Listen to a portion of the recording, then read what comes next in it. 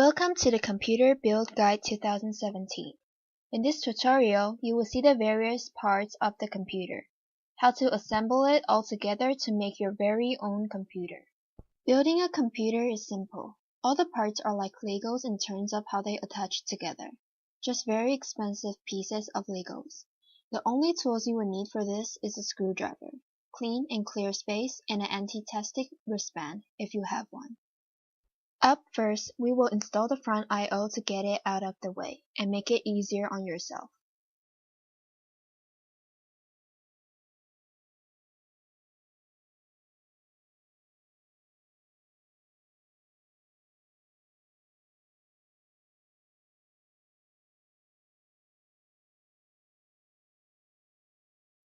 Followed by the CPU fan, which also doubles as a case fan since we only have one.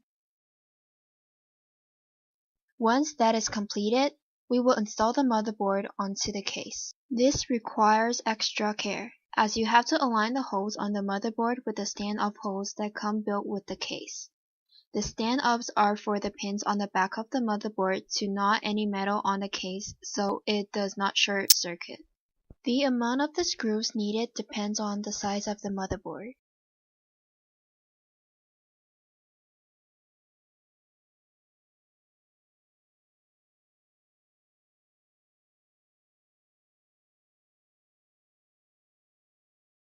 Care.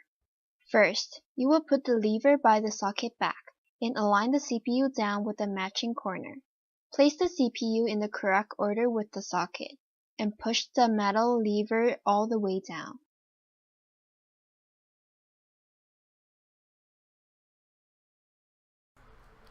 When you get a hold of the RAM, you will see a notch 2/3 of the way down. You take that notch and you align with the slot on the motherboard and place it in there till you hear a click. That means you have successfully done it. Installing the CPU cooler requires you to screw in the support bracket first, then followed by screwing in the CPU cooler itself, in between the fan we installed earlier and the support bracket. When it comes to the CPU cooler, there's two types of adhesive, one that's pre-applied with the CPU cooler and then one where you can apply yourself. For this situation, we're gonna do the one that's pre-applied.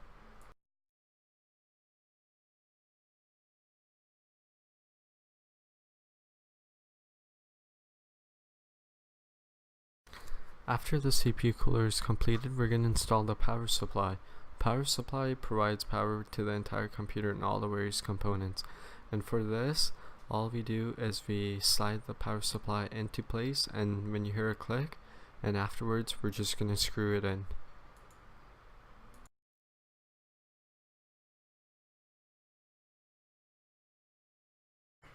Once that's completed, we're going to be installing the hard drive. For that, we're going to plug in the SATA cable to the hard drive and slide our hard drive all the way down the computer, push it back till we hear a click.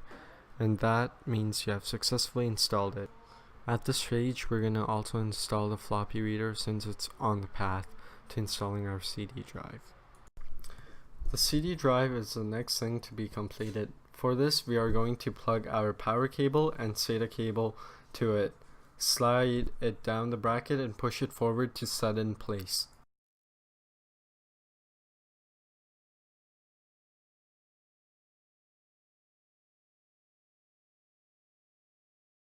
Woohoo! Congratulations, you have successfully built a computer. But hold your horses, there's still ways to go.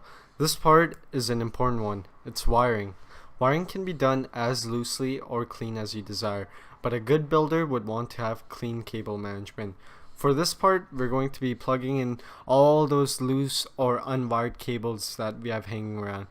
This can include the 24-pin power motherboard cable, 4-pin CPU cable, the Molex cable that powers all the peripherals, connecting the SATA cables to the motherboard, CPU fans, and all sorts of cables. Zip ties and Velcro sleeves are good for using it to clean up the wiring mess. To close it off, we'll just put on the side case on the computer and we're all set. Thank you for watching. Hopefully your Lego pieces all work out at the end.